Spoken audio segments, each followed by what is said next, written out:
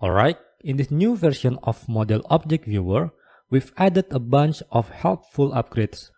First, we introduce new column in the table, like a length, area, weight, and class, so you can immediately see the key structural properties without opening the Tekla UI panel. At the top of the table, you will also find the automatic summary showing the total area and total weight for all objects currently displayed in the table. We've also added the real-time integration with Tekla model, so when you try select a row in the viewer, the corresponding object inside the Tekla will be highlighted.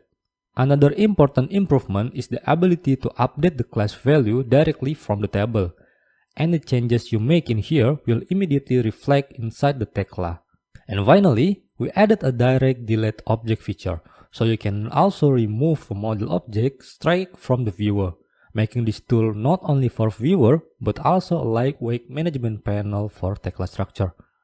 Alright, let's jump in and start building this application.